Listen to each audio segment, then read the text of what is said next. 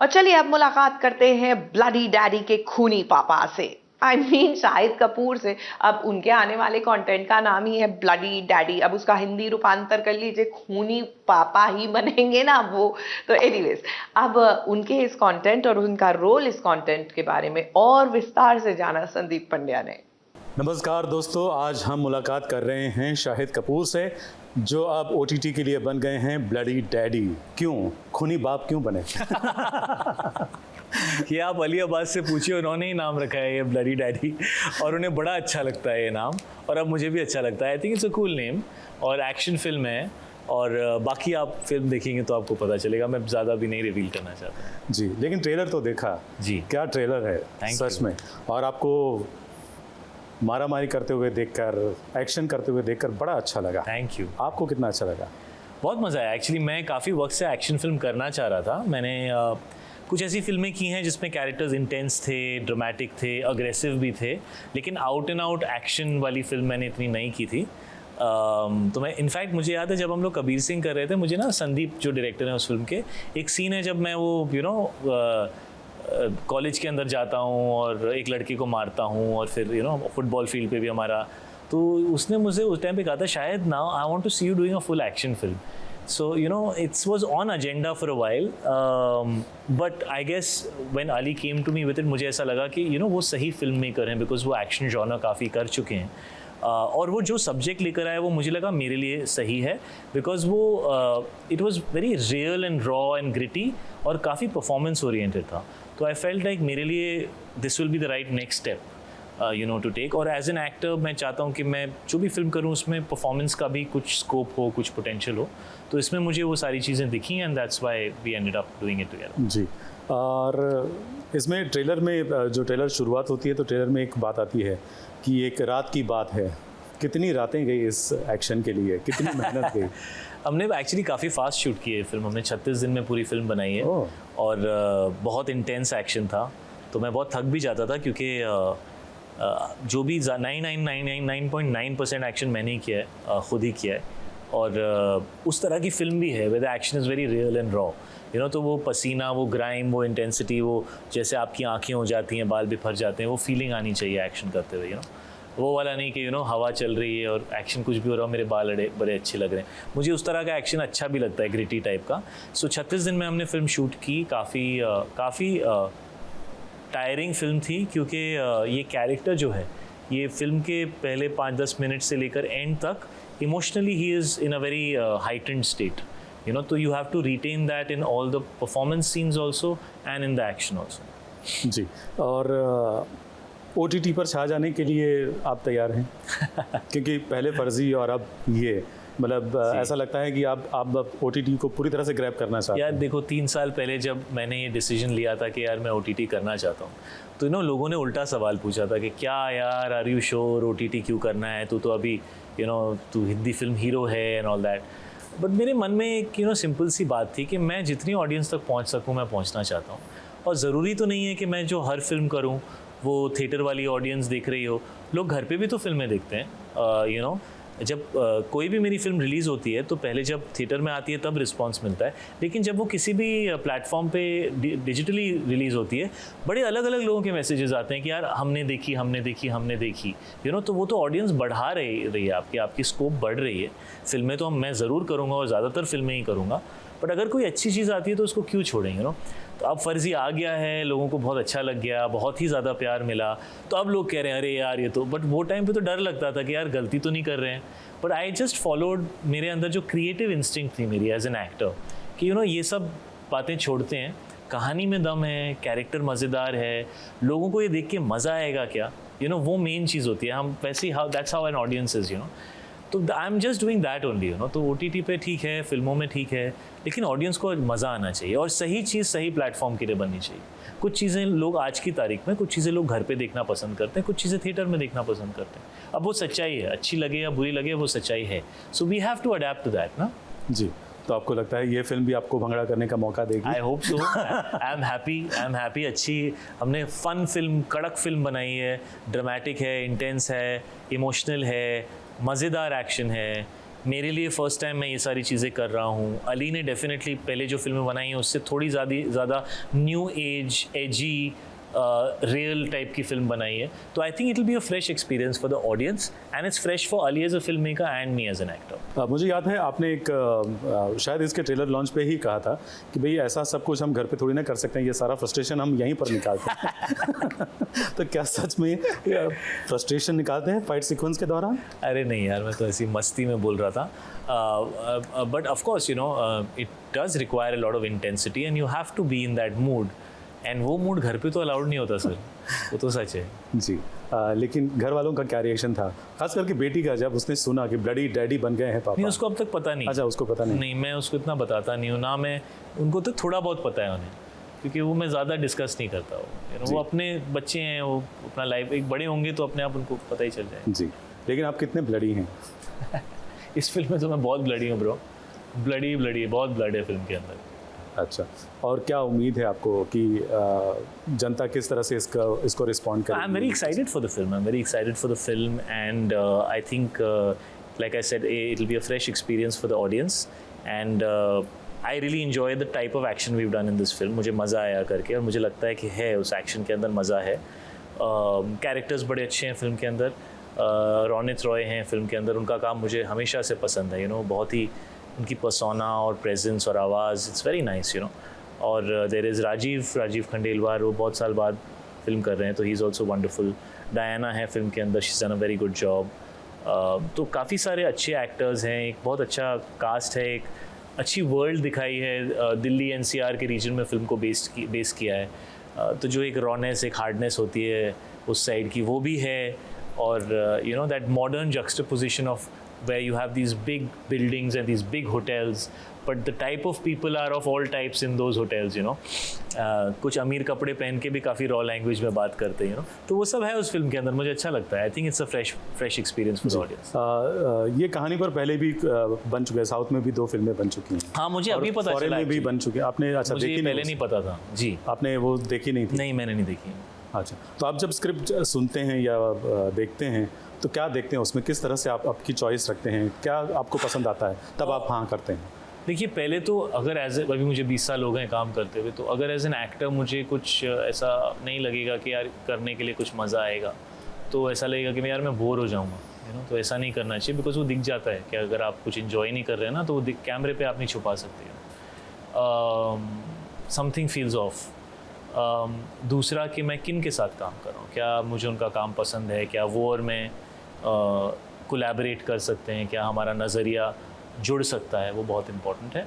और of course क्या ये फिल्म ज़्यादातर लोग देखना चाहेंगे, मेरे लिए अब ये इम्पोर्टेंट है। मैं चाहता हूँ कि ज़्यादातर लोग मेरी फिल्में देखें, और मतलब नॉन सेंसिकल फिल्म ना हो, basic logics at least should be in place, that's very important. But then as an actor मुझे हर तरह का जॉनर करना है और मैं करना चाहता हूँ जी। और OTT पर आने से पहले आपने क्या कुछ रिसर्च किया, कुछ देखा OTT पर कि किस तरह का कंटेंट? देख चुका हूँ। अच्छा, मैं कई सालों से OTT देख रहा हूँ, तो इसीलिए मुझे लगा कि यार अगर मैं खुद इतना OTT कंटेंट देख रहा हूँ तो फिर मैं जाके कर क्यों नहीं रहा हूँ। तो फिर मुझे आपको पूछना चाहिए कि अगर OTT पर किसी को कुछ देखना हो तो क्या देखना चाहिए अभी? मतलब हाँ, मैंने अभी एक शो फिनिश किया कॉल्ड तेहरान, मुझे बहुत अच्छा लगा। Apple TV पे वो शो है। फैमिली मैन के मैंने दोनों सीजन्स देखे थे, मुझे बहुत अच्छे लगे। मुझे फर्जी देखिए यार, फर्जी अभी भी स्ट्रीम हो रही है, फर्जी देखिए। बड़े सारे अच्छे शोज हैं, there is a lot of content to watch. I watch quite a bit of content on OTT जी। जियो के साथ पौधा एक बहुत अच्छा शो है, वो भी मुझे बहुत अच्छा लगता है। पौधा was a really nice show. बहुत सारी चीज़ें मैं तो बोलते रहूँगा। अच्छा है, हमारे दर्शकों को रिकमेंडेशन मिल जाएगा आपकी तरफ से जी। जियो के साथ ये कोलैबोरेशन, उसके बारे में क्या कहेंगे कि क्या देखते हैं आप फ्यूचर में, और भी कुछ होगा? Of course I am sure. देखिए, जियो स्टूडियोज़ एक बहुत ही बड़ा स्टूडियो है, और वो अभी शुरुआत कर रहे हैं, और वो जो भी करते हैं वो लार्ज स्केल पे करते हैं। लेकिन क्या है ना, इवेंचुअली ना लोगों से रिलेशन बनता है, तो वो पर्सनल टच होना चाहिए, वो एक रिलेशनशिप होनी चाहिए, और ऐसे लोगों के साथ कोलैबोरेट करना चाहिए जो आप जो बना रहे हैं उसमें बिलीव करें। वो सिर्फ एक एक बिजनेस डील ऐसे पेपर पे साइन कर लिया, इतने की बनेगी, इतना मिलेगा, वो नहीं होना चाहिए। उसके beyond people should believe in a product, because market तो अप डाउन जाती रहती है। You want to collaborate with people जो मार्केट चाहे ऊपर हो या नीचे हो, या ये चल रहा हो या वो चल रहा हो, वो आपके प्रोडक्ट में बिलीव करें, वो होना चाहिए। जी बिल्कुल। और जियो का नाम आता है तो साथ ही साथ जो सोशल मीडिया है उसका भी नाम आ जाता है, क्योंकि जियो के बहुत सारे ऐप्स हैं जो सोशल मीडिया के ज़रिए Of course, जी। लोगों के साथ जुड़े हैं। आप कितना जुड़े रहते हैं सोशल मीडिया के ज़रिए अपने लोगों से, अपने फैंस से? मैं ना पहले मेरा इंस्टाग्राम और ट्विटर और ये सब ना मेरे फ़ोन पे होता था, अब मैंने निकाल के अपने आईपैड पे डाल दिया। मुझे लगता है हम लोग ना बहुत टाइम वेस्ट करते हैं इसमें। तो अच्छा है, इट्स नाइस फॉर एंटरटेनमेंट, लेकिन वो आपकी पर्सनल लाइफ का आधा टाइम खा जाए वो भी अच्छा नहीं है। तो मैं तो कहूँगा कि हर चीज़ की एक लिमिट होती है, वो लिमिट में अच्छी होती है। और सोशल मीडिया थोड़ा ना आउट ऑफ लिमिट जा रही है अब, तो everybody should be little careful वो कितना टाइम बिताते हैं सोशल मीडिया पर।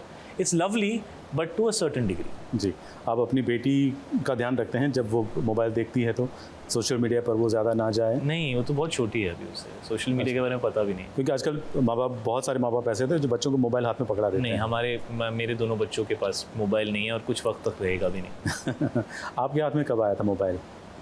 यार मेरे टाइम में तो मोबाइल ही नहीं था, और जब आया था मोबाइल में 15-16 का था, इतना महंगा था, you could not afford to bloody have a phone और to pay for those calls.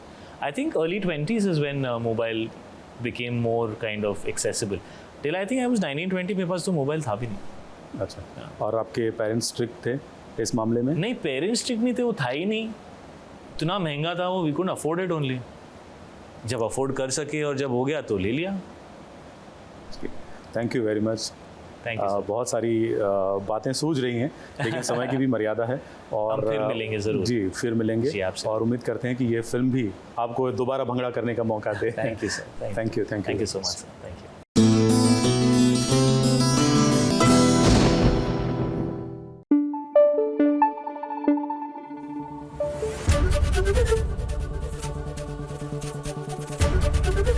ABP news आपको रखे आगे।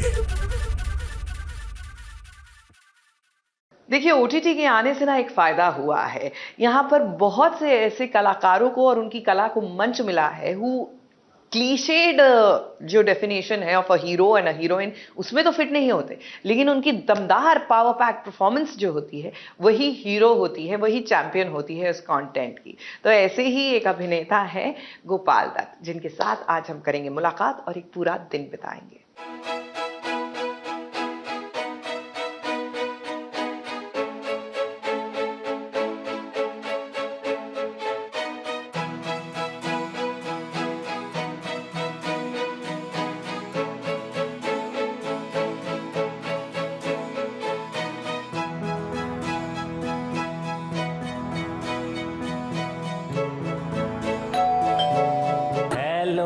हेलो, आइए, वेलकम आइए, स्वागत है आप लोगों का। यार बहुत ही सिंपल है, जैसा कि आप देख रहे हैं, बहुत ही मिनिमलिस्टिक है, बहुत ज़्यादा कुछ है नहीं, फर्नीचर, एक ये रिक्लाइनर है। इसको आप ऐसे कर सकते हैं, ये, और इसको आप ऐसे कर सकते हैं।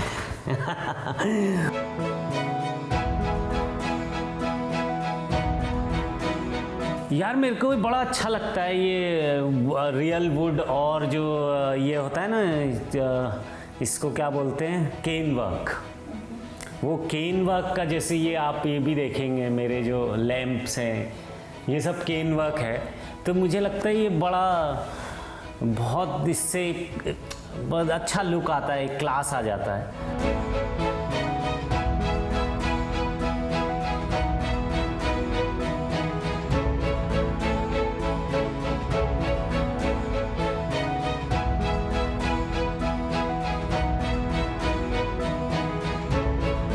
ये मुझे बड़ा अच्छा लगता है। ये मेरी एक दोस्त हैं, मतलब हमारी एक दीदी हैं, दीपा दीदी, उन्होंने ये वो हाथ से बनाती हैं, तो बहुत ही सुंदर, ये हमारे सारे दोस्तों के घर में होता है ये।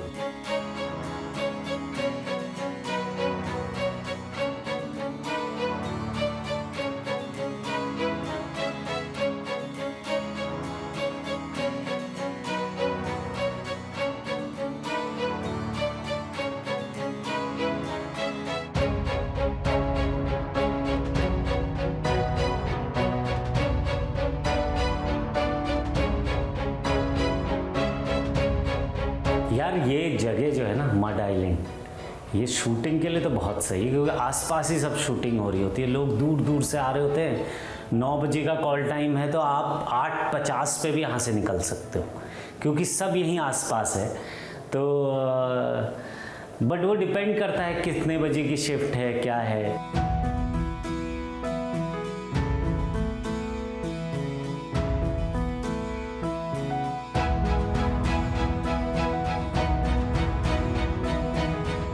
यार ये बेस्ट जगह है चाय और कॉफ़ी पीने के लिए। एक्चुअली तो अभी थोड़ा सा गर्मियां हैं, अभी भी सुबह और शाम को तो यही मेरी फेवरेट जगह है।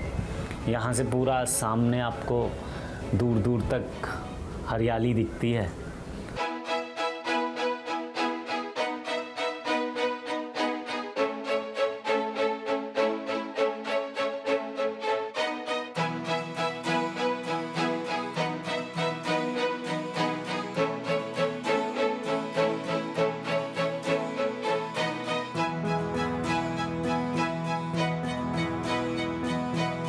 ये वार्डरोब मैंने खुद डिज़ाइन किया, इसमें 2 कविताएं हैं। ये मैंने स्पेशली कविताएं ढूंढी, फिर प्रिंट करवाई, फिर कारपेंटर को पूरा ये आइडिया बताया तो फिर उसने बनाया। 2 कविताएं हैं इसमें, एक विनोद कुमार शुक्ल जी की है और ये एक जैन स्टोरी है। जैसा कि आप देख सकते हैं, च्वांग-त्सू ने सपना देखा कि वो एक तितली है, जागा तो समझ नहीं पाया कि वो एक आदमी है जिसने सपना देखा था कि वो तितली है, या वो तितली है जो अब सपना देख रही है कि वो आदमी है। हताशा से एक व्यक्ति बैठ गया था। व्यक्ति को मैं नहीं जानता था, हताशा को जानता था। इसलिए मैं उस व्यक्ति के पास गया, मैंने हाथ बढ़ाया, मेरा हाथ पकड़कर वो खड़ा हुआ। मुझे वो नहीं जानता था, मेरे हाथ बढ़ाने को जानता था। हम दोनों साथ चले। हम दोनों एक दूसरे को नहीं जानते थे, साथ चलने को जानते थे। ऐसे बनाए दोस्त हमने भूल जाने वाले, ऐसे बनाए दोस्त हमने भूल जाने वाले। तुझको तो नहीं देखा, देखी थी तेरे रास्ते की धूल जाने वाले।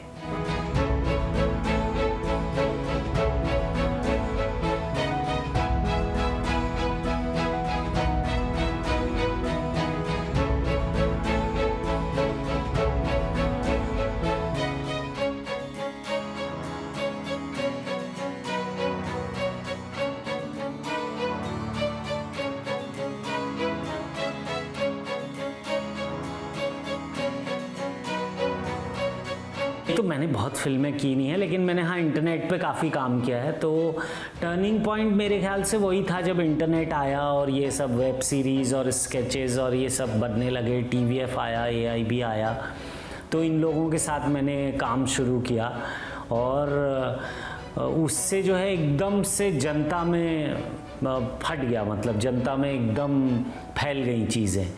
तो वो मेरे ख्याल से टर्निंग पॉइंट है जब इंटरनेट लोगों के फ़ोन में पहुंच गया, लैपटॉप्स में पहुंच गया, तो जनता तक पहुंच गए हम लोग सीधे। बहुत बहुत शुक्रिया आप लोगों के प्यार का, और जो भी और चीज़ें आ रही हैं कोशिश करूंगा कि आपको पसंद आएँ और मिलते रहिए। शुक्रिया।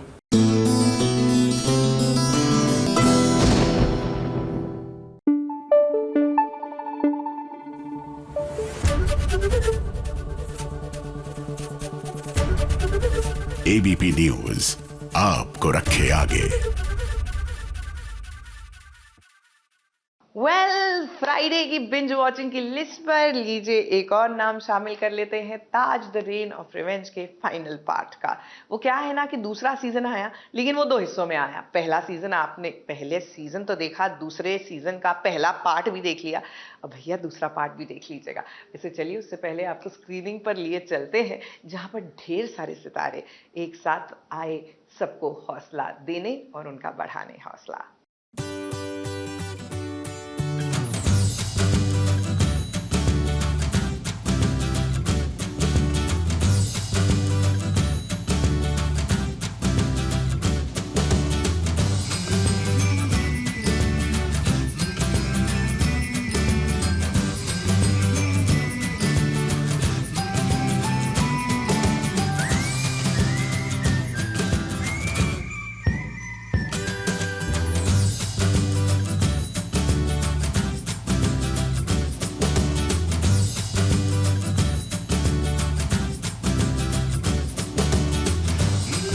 ZEE5 के show Taj reign of revenge के फाइनल सीजन का हुआ स्क्रीनिंग और यहाँ उमड़ पड़े कई सितारे।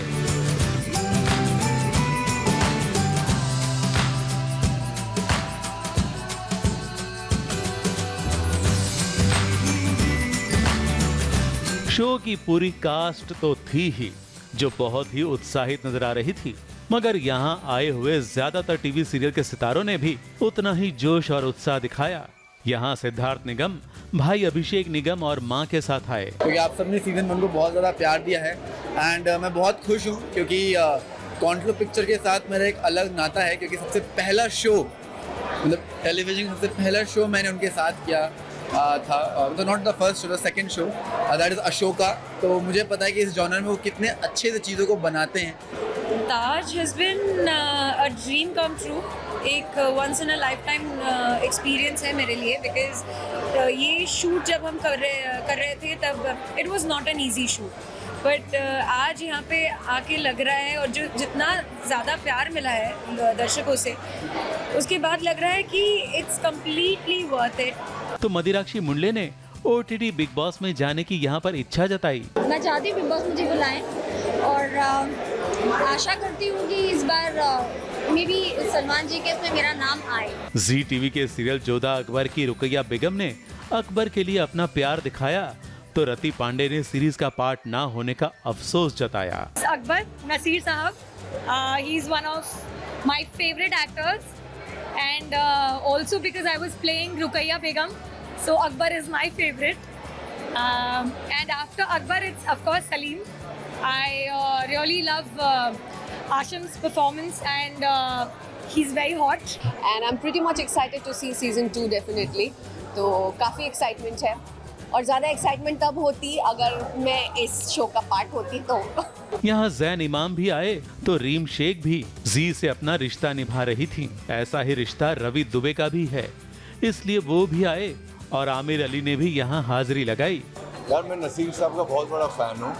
I love everything that he does and I'm looking forward to watching him again. So many of our close friends are involved in making it. Raghav is there, Khurram is there, you know, and the team of ZEE5, the team of Z. So apart from that, I'm individually a fanboy of the series. I've seen the entire first season. Serial काल भैरव रहस्य के hero Rahul Sharma भी खुशी के साथ यहाँ शामिल हुए। जो शो ओवरऑल अगर हर तरीके से देखा जाए तो it is a very good looking nicely scripted show. तो कुछ ऐसा नजारा था ताज रीन ऑफ रिवेंज के फाइनल सीजन का। ताज के पहले सीजन को भी काफी सराहा गया है। दूसरे सीजन के 4 एपिसोड भी लोगों को खूब भाए हैं और अब जनता के समक्ष फाइनल सीजन भी आ गया है, तो लोग इसे जरूर देखेंगे, क्योंकि यहाँ जिसने भी देखा वो तारीफ करके ही गया है।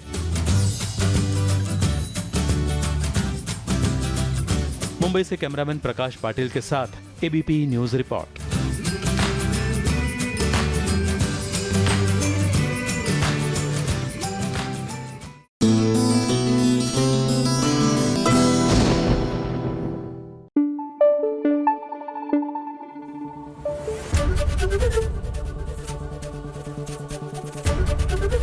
ABP न्यूज आपको रखे आगे।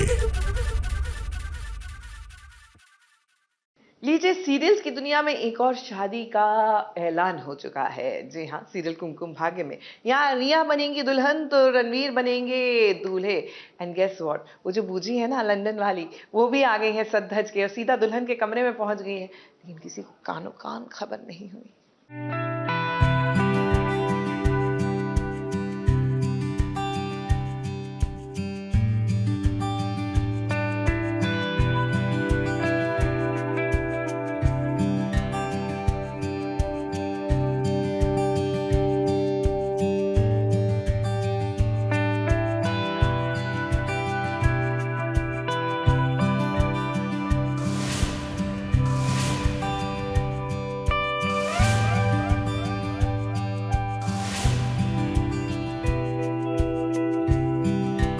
अपनी खुशी बेटी को पाने के लिए ये देखिए रणवीर ने अपनी खुशियों का बलिदान कर दिया है।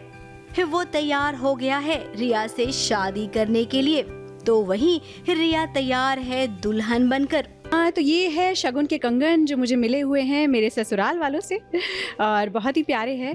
थोड़ा सा राजस्थानी लुक है और पिंक कलर का मैंने पहना हुआ है और मुझे पिंक बहुत पसंद भी है। और जरा देखिए, लंदन से चुपके चुपके सीधे रिया के कमरे में आ गई है आलिया बूजी।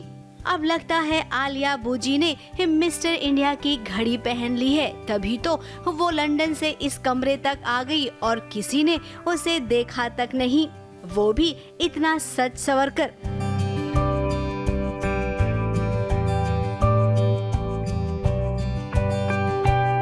आलिया अपनी रिया को बहुत प्यार करती है, दिल से बहुत प्यार करती है। और सच बताऊं तो पूरे शो में मुझे लगता है एक आलिया ही है जिनका प्यार एकदम जेन्युइन है, सच्चा है। क्योंकि वो रिया चाहे वो उनके साथ कितनी भी बदतमीज़ी कर ले, कितना रूड हो जाए, लेकिन आलिया हमेशा रिया को प्यार करती है और उसके लिए पूरी दुनिया छोड़ के, लंदन छोड़ के आ जाती है उसके लिए। अब आलिया बूजी आई है तो रिया को बहुत सारी नसीहतें भी देगी, अच्छी वाली नहीं बल्कि भड़काने वाली, जो कि हमेशा से वो करती आ रही है।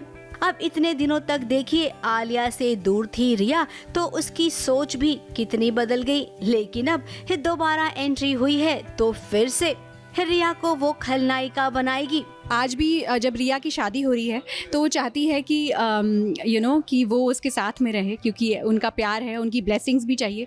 वही दूसरी तरफ रिया कंफ्यूज्ड है क्योंकि वो नहीं चाहती वो पकड़ी जाए, तो वो चाहती है कि बूजी हो भी पर नहीं भी हो, क्योंकि फिर वो पकड़ी जाएगी। मैं शक की नज़र से ढूंढ रहा हूँ कि शायद वहाँ पे मुझे आवाज़ आई है कि आलिया बूजी हो सकती हैं, पर आलिया बूजी का वहाँ होना मुश्किल ही नहीं, नामुमकिन है, क्योंकि वो लंदन में है मेरे हिसाब से।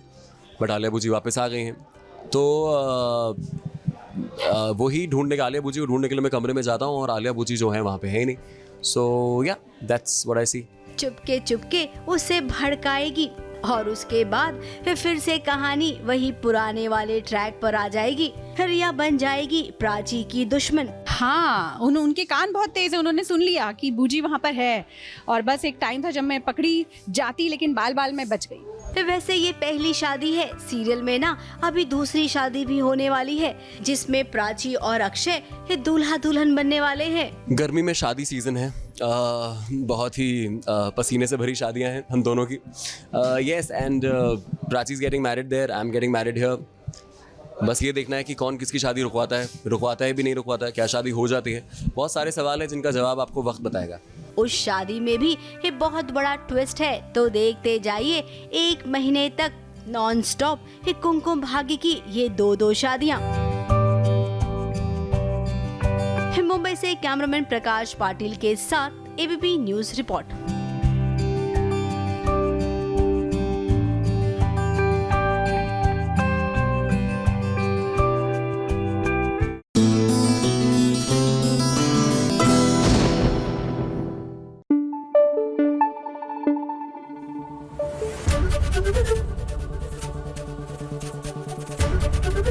एबीपी न्यूज आपको रखे आगे।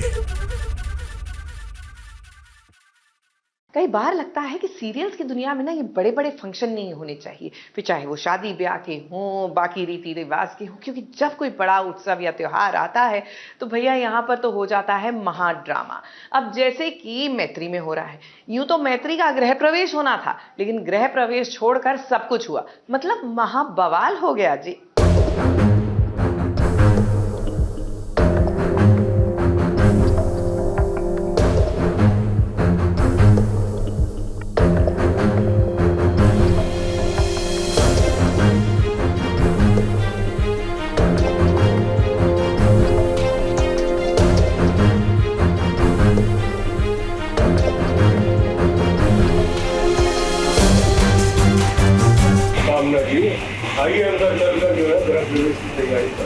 खबरदार, एक कदम भी आगे बढ़ा चीर के काट देंगे यहीं के यहीं।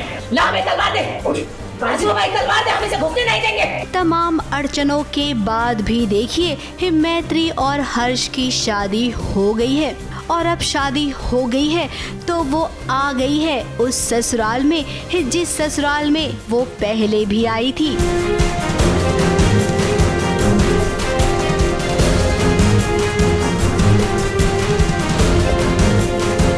जी हाँ, हाँ, मैत्री की शादी तो अभी नहीं हुई है, लेकिन उसका ससुराल पुराना वाला ही है। उसके पुराने ससुराल में ही उसका गृह प्रवेश हो रहा है और गृह प्रवेश के साथ हुआ बहुत बड़ा ड्रामा भी। हमारी चौखट को गंदा करने आई है। निकल जा हमारे घर से। भाग जा यहाँ से, भाग जा। अरे सुना था तुम्हारी भाई खूंखार है, तलवार वलवार मार देती हैं। उनसे बच के रहना, कहीं दिखे भी तो साइड से निकल जाना। और आज तो बहुत गुस्से में हूँ। मैत्री की पहली सास ने इतने ताने मारे कि दूसरी वाली सास सुनने को तैयार नहीं थी। इस आदमी की इस घर पे आधी मिल्कियत है, ये हम मानते हैं। ये 56 छुरी है, ये कहे इस घर की मालकिन बनने के लिए यहाँ ठुमकती हुई आई है। किस हक से? हम इनकी ब्याहता पत्नी है और ये इनकी रखी हुई औरत है। बीबी, इतने महाज्ञानी पंडित जी को बीबी शब्द का मतलब ही नहीं मालूम है। तो वही मैत्री के ससुर भी यहाँ पर मौजूद थे। बड़ी बात को सभी लोग जानते हैं कि हम सारे कार्य मुहूर्त के हिसाब से ही करते हैं। हमारे घर में बिना हमारी इजाजत के कोनो पूजा नहीं होगी। काहे नहीं बोलेंगे? मनाही है ना दुनिया में बोलने की। अब ये गृह प्रवेश है या कोई वारदात, ये कहना मुश्किल है, क्योंकि मौकाए वारदात पर पुलिस भी आ गई है। हमारी बात का युद्ध चल रहा है क्या? हम क्यों ऐसा? तू तो घर से कोई नहीं निकलता। तू तो बंटू है ना? अरे ओ बंटुआ, हम अच्छी तरह पहचान रहे हैं तुझे। दुबे जी का भतीजा है ना तू? भर के हमने उधार दे रखा है तेरी पढ़ाई के लिए दुबे जी को। आज तक ब्याज नहीं मांगा और उन्होंने उधार वापस नहीं दिया, समझा? हमारे सामने बकर तो करियो मत। कितनी बातें सुननी पड़ी। कुछ बातें पहली सासू माँ ने सुनाई तो कुछ बातें दूसरी सासू माँ ने। आशीष और नंदिनी भी बीच में पड़े लेकिन कुछ नहीं कर पाए। Full of drama, full of entertainment चल रहा है। और सबसे ज्यादा तो हमारी जो नंदिनी है, जिनकी वजह से ये सब हो रहा है, इन्होंने पूरी आग लगाई है। पूरा कांड इन्हीं का ही है। हाँ, सिर्फ कांड है और वो मजे ले रही है पीछे खड़े होके। हाँ, यही है हमारी मेन कॉमेलिका। मैत्री और हर्ष के बारे में तो आप सब जानते ही हैं। खैर, ये हंगामा अब शांत नहीं होगा। अब इस घर में मैत्री और हर्ष की नहीं बल्कि उन तमाम ट्विस्ट की एंट्री हुई है जो हर दिन होगा। ये बातों के भूत नहीं है बेटा, ये लातों के भूत है। अरे ओ गोदान, तू का वहाँ बेद पे हाथ रख के सिनेमा देखने आया है? चल, इन दोनों को डंडे मार मार के हमारी चौखट से बाहर कर देते। दोनों धोखेबाज हैं, मारो इनको। तो कहानी में अब जाकर लगेगा असली वाला तड़का, जिस तड़के का इंतजार सभी को था। मैं क्यों चाहूँगा मैत्री घर में घूम फिर के उसकी किस्मत उसे वापस त्रिवेणी सदन में लेकर आ रही है। I feel bad for her। मैं तो खुश हूँ, आएगी भी तो फिर बर्बादी होके जाएगी अगर जाएगी तो। वैसे आ रही है तो गुस्सा है मुझे, लेकिन आएगी तो फिर ड्रामा होगा और हमारे शो के लिए वो काफ़ी अच्छा है, तो आई एम हैप्पी। तो भाई तैयार हो जाइए हर दिन मैत्री के ससुराल में एक नया तड़का देखने के लिए। अरे इन्हें क्या मार रहे हो? अरे क्या कर रहे हो भाई? मुंबई से प्रथमेश शानबाग के साथ एबीपी न्यूज रिपोर्ट।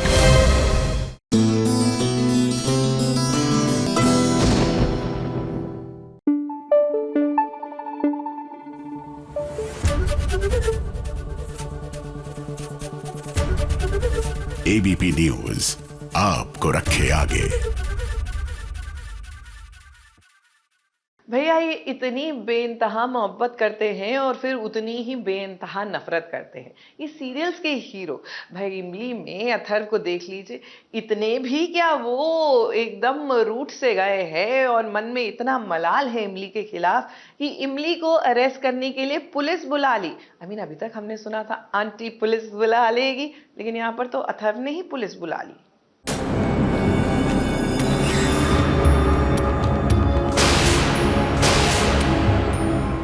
इमली ने कैरी को किडनैप किया है, इसे गिरफ्तार कर लीजिए।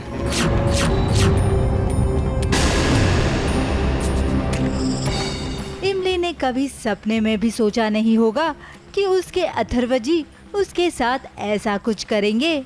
अथर्व ने इमली के खिलाफ पुलिस स्टेशन में कंप्लेन कर दी है, जिसके चलते पुलिस इमली को गिरफ्तार करने राणा हाउस आई है। दिमाग खराब हो गया, तू इमली को अरेस्ट करवाए? मैं अपनी बच्ची को ढूंढता ढूंढता गोवा से दिल्ली तक आ गया। इसलिए किसी ने भी मेरी बच्ची को मुझसे दूर करने की कोशिश की, मैं उसे छोड़ूंगा नहीं। घर वालों के लाख समझाने पर भी अथर्व किसी की भी कोई बात नहीं सुनना चाहता। उसे तो यही लगता है कि कैरी को इमली ने ही किडनैप किया है और वो उसे उसकी सजा देना चाहता है। ऑफ कोर्स ऐसा नहीं लगा था कि वो इतना बुरा समझता है मुझे। डेफिनेटली कि उसको पूरी की पूरी गलतफहमी हो गई, क्योंकि मैंने ट्राई किया था उसको बताने की कि कैरी यहाँ पे है, ऐसे ऐसे वो आ गई है मेरे पीछे पीछे। पता नहीं उसको क्या लगा कि मैं कौन सा बदला ले रही हूँ। वो पुलिस बुला लेता है, चीनी और वो मिलके कि मैंने किडनैप किया है उसको। जो प्रूफ्स देखता है, सीसीटीवी फुटेज देखता है पुलिस स्टेशन में गोवा के अंदर की इमली बच्चे को लेके जा रही है, उसकी बेटी को किडनैप कर रही है, तो उसे पता लग जाता है इसी ने मेरी बेटी चुराई है। वो पुलिस की कंप्लेंट करता है, पुलिस को लेके आता है, बेटी से प्यार करता है अपनी और नहीं चाहता कि कोई भी उसे दूर करे। भले ही अभी अथर्व अपने फैसले पर अड़ा है, पर अथर्व के इस फैसले से कैरी बहुत दुखी है। उसे तो अपने माँ और पापा दोनों के साथ रहना है।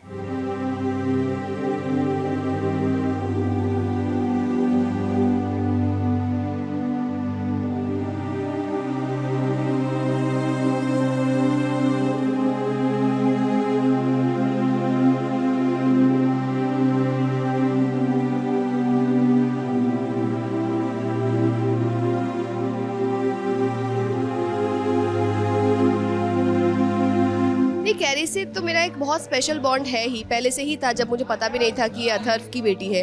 उसके बाद जब मुझे पता चला तो मुझे लगा कि आई थिंक इस वजह से एक अलग कनेक्शन महसूस होता है, क्योंकि अथर्व की बेटी है एंड वो भी मेरे लिए सेम फील करती है, इसलिए वो भी बहुत रो रही है जब मुझे पुलिस गिरफ्तार करके ले जा रही है। हाँ, कहीं ना कहीं ऑब्वियसली वो एक सॉफ्ट कॉर्नर है अभी भी, मतलब स्टिल वो प्यार करता है इमली से, बट कुछ कंडीशंस हैं कि जिसके मतलब वो जो नहीं साथ हो सकता, वो हेट्रेड है उसके मन में, एंग्स्ट है। कैरी ही वो कड़ी है जो इमली और अथर्व के रिश्ते को आगे जाके सुधारेगी। जिस इमली को अथर्व ने अभी पुलिस के हवाले किया है कैरी को किडनैप करने के आरोप में, उसी कैरी के कहने पर इमली को जेल से छुड़ाने अथर्व खुद जाएगा। मुंबई से प्रिया ढवड़े के साथ ABP news report.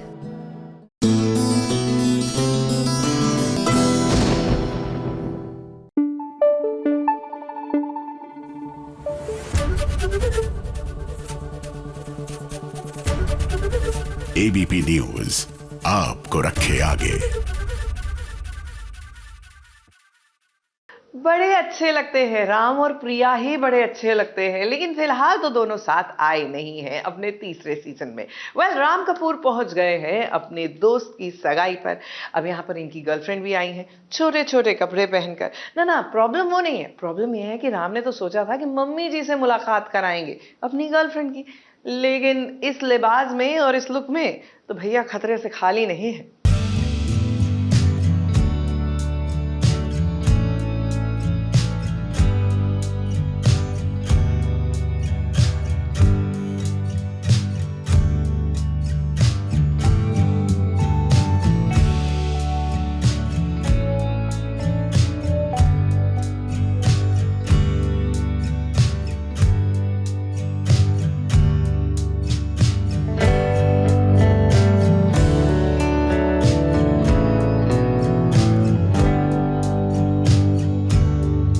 Ram Kapoor पर कल भी लड़कियां मरती थी और आज भी मरती हैं। राम के दोस्त की आज सगाई है। इस सगाई की पार्टी में तमाम मेहमान आए हैं और आपको बता दे राम कपूर की मम्मी भी आई हैं। अब राम को लगा था कि उसकी गर्लफ्रेंड यहाँ पर इंडियन कपड़े पहन कर आएगी, लेकिन ये देखिए मैडम तो एकदम से वेस्टर्न कपड़ों में आ गई हैं। राम को झटका लगा क्योंकि राम नहीं चाहता है कि उसकी मम्मी के सामने उसकी गर्लफ्रेंड कुछ ऐसी नजर आए। हालांकि राम बहुत फ्री है।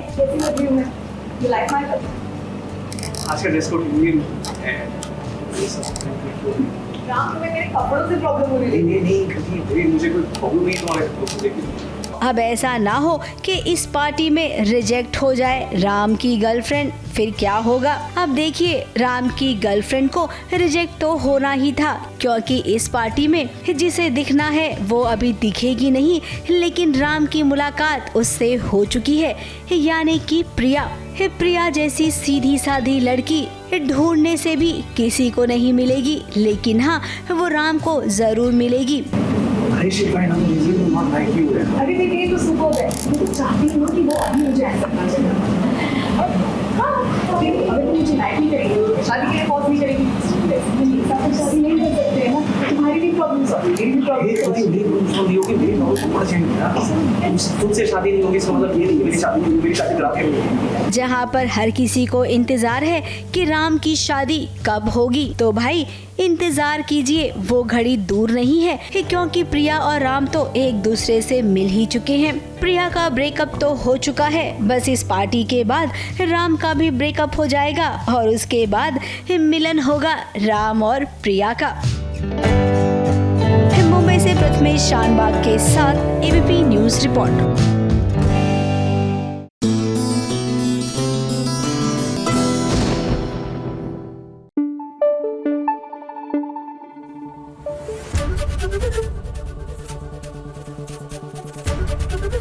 एबीपी न्यूज आपको रखे आगे। चलिए, समय रहते अगर विपदा टल जाए ना तो अच्छा रहता है। ऑफ कोर्स उस टाइम लगता है कि उफ़ो ये क्या हो गया, लेकिन अच्छा हुआ जो भी होना था। वही हम बात कर रहे हैं सीरियल भाग्यलक्ष्मी की। समय रहते पता लग गया ना, विक्रांत के असली रंग दिख गए। भैया, ये सीधा साधा दिखने वाला लड़का तो बड़ा ही मनचला निकला, और इसका पर्दाफाश करने लीजिए ये तिगड़ी पहुंच चुकी है। आयुष ऋषि, बात क्या है? वो क्या रहा है? वो एक्चुअली एक एड्रेस पे जा रहा था। मिस्टर बंसल ने एक एड्रेस दिया था, तो क्या आयुष क्या एड्रेस था वो?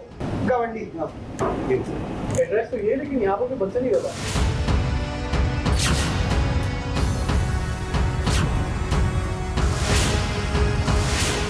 यहाँ पे वो है नहीं, तुम क्या कर रहे हो यहाँ पे? ये तुम्हारा घर है क्या? नहीं, मेरा घर, मेरे एक स्टाफ। विक्रांत और लक्ष्मी की होने वाली शादी में एक ट्विस्ट आ गया है, और ये ट्विस्ट किसी और की वजह से नहीं है, बल्कि विक्रांत की वजह से ही आया है। जी हाँ, शालू और आयुष ने मिलकर विक्रांत की गर्लफ्रेंड का पता लगा लिया है, और तो और उन्होंने ऋषि को भी इसकी खबर कर दी है। तभी तो ऋषि अपनी सगाई छोड़कर ये जानने के लिए आया है कि आखिर विक्रांत किस लड़की के चक्कर में फंसा हुआ है। विक्रांत का सच मेरे और शालू के सामने आ गया है, बट हमने सोचा था कि हम रिवील कर देंगे, इसलिए हमने ऋषि को यहाँ बुला लिया। बट विक्रांत खेल गया और उसने बोला कि मेरे स्टाफ का घर है, और स्टाफ भी आ गया है, कहीं से प्रकट हो गया है। लक्ष्मी तो अनजान है, इसीलिए लक्ष्मी यहाँ पर है नहीं। मलिष्का परेशान है कि ऋषि कहाँ गया, तो इधर देखिए विक्रांत उस घर में आ गया है जहाँ पर उसकी गर्लफ्रेंड रहती है।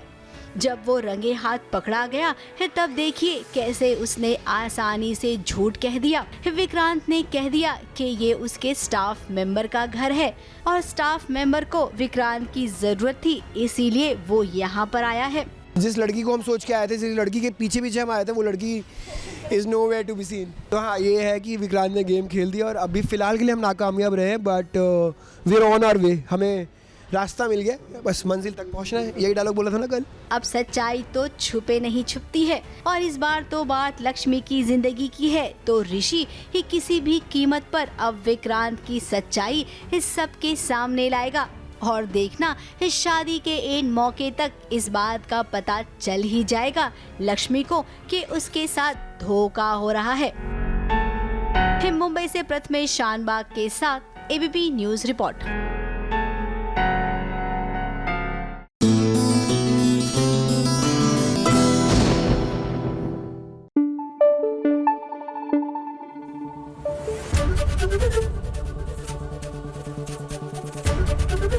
एबीपी न्यूज आपको रखे आगे।